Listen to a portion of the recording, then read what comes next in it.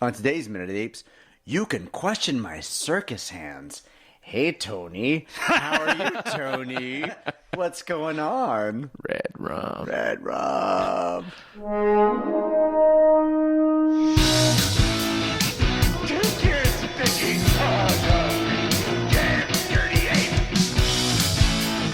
Exercise with an ape maker, human down. Then talks. Loving with a divine bound. We are determined to know what the apes want, war or peace. The only good human is a dead human. And if it is man's destiny one day to be dominated, then, oh, please, God, let him be dominated by such as you.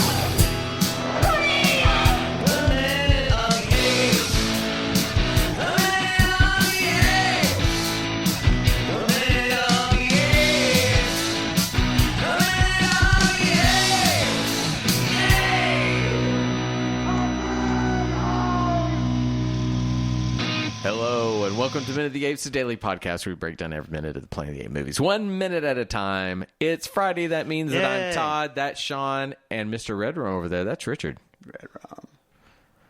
Yeah, we started that off, and then where that came from is we were talking about Dr. Dr. Sleep. Sleep, yeah. I took Abby to see that. She's never seen The Shining because I don't went to like the theater for it? Yeah. Oh, okay. Yeah, we we're getting out. We love to go to movies together, and she's like, I kind of want to see it. She'd never seen The Shining because I don't like the movie The Shining. Why? Because like King hates it. It's not.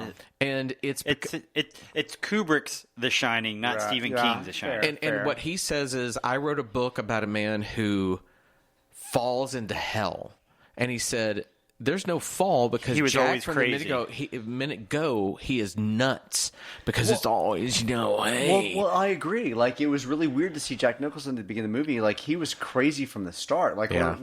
so my husband and I watched Dr. Sleep Friday night. We finished it last night because I fall asleep during the movie. You Dr. Sleeped it. And then, so we started The Shining last night, and I was just kind of surprised at how much Jack Nicholson's character was a smartass from the start. beginning, He's very not, one note. He's not likable. No. He's fascinating from the perspective of Jack Nicholson being in this role. Sure. But he's a smartass. The kid is the real actor in the movie, and the kid is selling the shit out of this role. And to Shelley me. Duvall, with all her shrillness, she does a great job of it too. Well, and that led us down like a rabbit hole of Shelley Duvall, like finding about the Dr. Phil thing in 2016, where she admits she has mental illness to Dr. Phil, and then says that Robin Williams is shapeshifter. And Oh, you're geez. like, I didn't hear that I one. didn't hear that, no. so Shelley Duvall retired from acting, according to Wikipedia, in 2002 with the last role, and nobody's really seen much of her since 2002. She lives in Texas, I And believe. then she's from Texas. She actually is from Texas. So in 2016, she did an interview with Dr. Phil, and it was basically a portrait of mental illness. And she was a pale shade of what you expected Shelley Duvall to be in terms of who she was. But but it was her. It was her. Yeah, but rapidly struggling. older. We age, Of course. and we haven't seen her since 2002. Right. But in that moment of like 2002 to 2016, like she was now an old woman. That's too bad. And There were so many things I loved She her in the 70s. became like the new Margot Kidder, basically. Kinda. And True. so Dr. Phil kind of exploited this moment to talk about that. And you kind of wonder like why she sequestered herself, why she withdrew, why she pulled herself back. Right. And you see this moment why she's not on screen anymore, and you're like, this is just kind of sad. Right. It's very exploitative.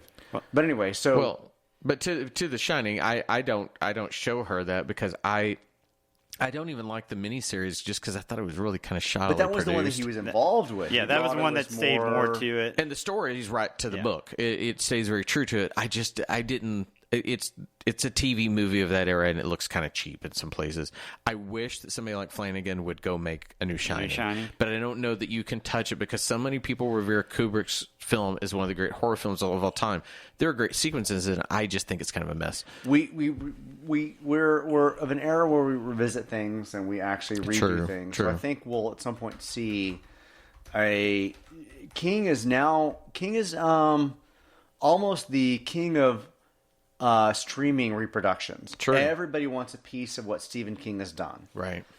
And I think we'll see a revisit to some of the stuff. And The Shining will probably be a series and not actually a movie. I would hope so. That'd be great. By the way, we should talk about Planet of the Apes. Sorry. No, that's okay. I was helping get that. I was like, oh crap, we are not on. Do we just make this an in-between? Or No. what? Let's talk about the next minute. We right. talk about these things because we're friends. All right, so minute 20, Sean. We start minute 20 with the governor saying, with enough will to lead them, and ends with Milo attempting to open the lock to the caged orangutans. The governor. Hang on, that's Caesar attempting. Oh, sorry, Caesar.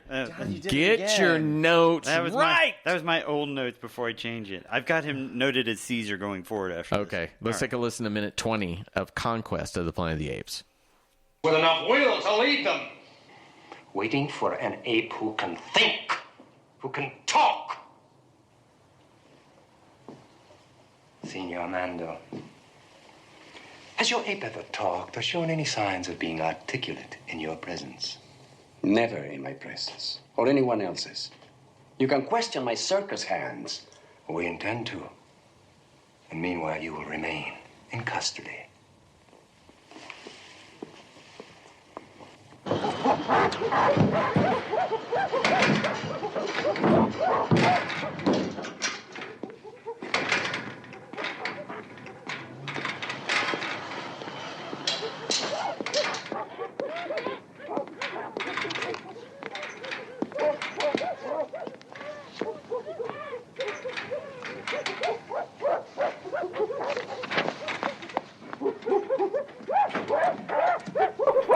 As minute 20, we have a courtyard worth of gorillas, chimpanzees, and orangutans, Caesar, and a planet's worth of humans. So this, thank God the minute wraps up the whole interrogation. Yeah, we're done crap, with that. But it also gets to some of the most comical shit that I've seen in one of these movies, and I know we're not going there yet, but the moment with the gorillas in the cage and trying to get into it, to me, just hit me as so fucking funny that I could barely stand myself. So with that said, let's go back to the start of the meeting. Let's start at the beginning of the moment where Breck has kind of gone his little tirade about talking about what's going on. Waiting for an ape with enough will and intelligence to lead them.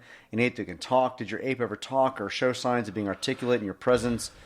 Armando's like, never in my presence or anyone else. Yeah, that was just a little cheat out. Never in my presence. Which, at that point, if I'm the bad guy, I'm going, oh, what really? about not in your presence? Did you hear about him doing it when you weren't there? You can question my circus hands. Hey, REDRUM. lefty. I know. It was like I knew what he meant when he said it, but when I'm reading it in like text, like my circus hands. Uh-huh. Is that like They look like jazz hands? Yeah, jazz hands. It's a never-ending story. They look like such big, strong circus And then Brett hands. goes, we intend to, meanwhile, you'll remain in custody. That was the Wait, they're not going to let Armando go? That was the finality of the sequence. Like, right. Armando had told us earlier to Caesar that he may not come back, and this is what you have to do if I don't come back. Yeah. Okay, but... And then Breck basically says you remain in custody. But when somebody is retained in custody, is not... I almost sound like I'm in a science fiction film. I was going to go, is not the first... Is it the first thing you do to say, on what charges? Yeah. And he just kind of... What? I'm like, for what purpose? What you have have no I right done? to withhold me. I spoke out of a turn, but there are no laws against me speaking. Do we not have freedom of speech? We needed that as a modern audience, but it's the authoritarian style of like, okay, you're going to custody. And again, we're looking at 1970s you know what he's doing? version. You are part of the Rebel Alliance and take her away. Basically. Okay. And Google just thought we were talking to her. If you heard that, weird. that's what awesome. would I have said that would have sounded like, okay, Google? That's weird. Okay, you know what you said, what it was. And it heard that. And that's what tripped it. So the things that I come away with the scene are the fact that I cemented myself to Armando. Mm-hmm. This is the moment where like his bonding with Caesar in the moment before was great, but the fact that he's being taken in for this moment and he's defending Caesar is kind of the big play for him. Armando is now my hero of the movie, and Breck is now the villain of the movie. You know what? I have not having seen the rest of this movie or the following movie.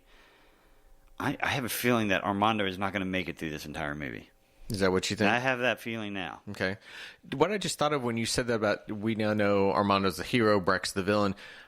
Let's go back and talk about that scene that was cut from the first of the film. What would have been interesting, and you can do these kind of gathering a runaway ape, and then they come back once they've killed it. Then they come back and they always see. Let's think of what the keychain man is in E.T. Keys. That's Keys. Is that just keys? Yeah, keys. And we constantly see his keys. Peter Coyote. They could have given a watch in a hand or something like that, and they could have come back and said, "We've taken care of it." Okay, now we get over it in Breck, and now he's the one playing with the watch. The visual motif carries us through, and we know that he's been out trying to hunt down these anything like that. Because I always wonder about when you have a hero or villain, and you're waiting until 20 minutes in to define their roles. That's kind of late, especially for a film that is only 4 times as long as that.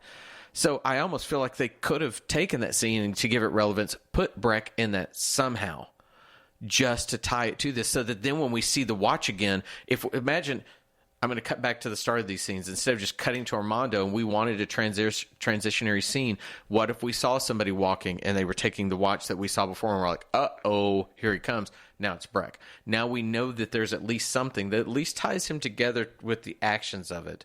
You see that? Then you don't almost have to define what happened in that field. He could then, maybe then that's what you wanted, and he opens up why the apes are such a threat, why he's so worried about it.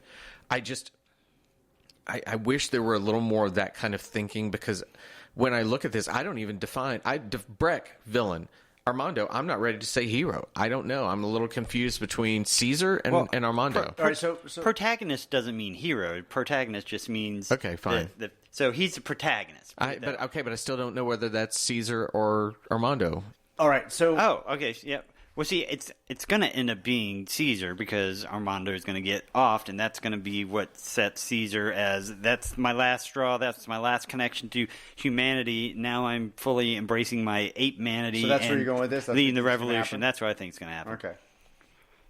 I mean, that's a fair assumption. You look at a father and son thing. Armando's gone in to sacrifice himself to save Caesar. And he's on the run. Father and son separated. We know without question. We've seen the trailer. We know something's going to go down. Some sort of You're uprising. not going to have a Planet of the Apes films without some shit hitting the fan. Some monkey shit. It's always monkey shit, Sean. I wish there'd been a little better definition of those roles prior to this moment. I wish there'd again been more threat. Mm-hmm. We're going to keep you until then. And I wish there was something a little more ominous about Armando feeling this kind of heat. And I also wish with Breck, I wish he weren't so over the top with his villaining. I wish it was more of a understated, angry. Well, we can't go back to Hasline being like, I can't tell. That's no, that's not what I mean. I think you can. I don't think you have to be. And of course, I don't have the lines in front of me, but just everything is like that. Occasionally, I would have liked Breck to actually have a case before that that would have established him. Yeah. And made him this angry person that we see now. I wish I'd seen some of that. Yeah. And there's no reason. It's 20 years in the future. There's no reason Dixon and Brenton and Hasline should be dead. Yeah. Or gone. We brought Armando forward, and I have no idea if Dane says I don't have those actors, but it would have been fantastic if you could seen Brent and Lewis and Dixon leading some sort of delegation that's for ape rights or whatever, and saying, or you could have had look, they can't speak, so we have to speak for them. Stuff like that. You could have had Stevie looking at Lisa. And each of them blinking at each other, so it was the same actress blinking back and forth. He's right. Yeah, he is right. He is absolutely right. He played the commissioner giving the warning, and then you have Dixon and Brenton standing up for ape rights, which is why they think apes might uprise. Mm-hmm. But you still have Hasline being an asshole and just kind of coming in, which is why Breck is now concerned about this uprising. But we all know why they basically offed the main characters. They thought that was the end of the franchise. Movie, yeah. They thought they were killing it off. They were giving the little twist of, hey, there's still the monkey there that's going to be the future. Right. They gave themselves an out in case they decided to make more. They had no idea. It wasn't the way you thought. Let's make a movie and let's make a franchise. You didn't think like that back then. But would the audience have thought, we're now in movie 4 in the franchise, wouldn't Dane or the studio have thought, we need familiar faces? We've just killed Zira and Cornelius. We're bringing Armando back. We should bring... There's your familiar face. Hasline or Dixon or Brenton forward. Yeah. We brought do you think there was... How large a contingency do you think there were of people that saw this movie as their first Planet of the Apes movie? There's some kids. Weird? Really? Yeah, I mean, I'm trying to think of an equivalent to it, and I would say, can you imagine terrible. Jumping into the 4th Harry Potter movie and trying to understand all the significance of everybody you're meeting without seeing the first three. So much the first one. Oh, the first one. I've never gotten Chris past the Columbus first one. directing it. He is an absolutely awful director. I didn't get past the first one either. It was Oklahoma 2000-ish. I remember watching it. I remember getting to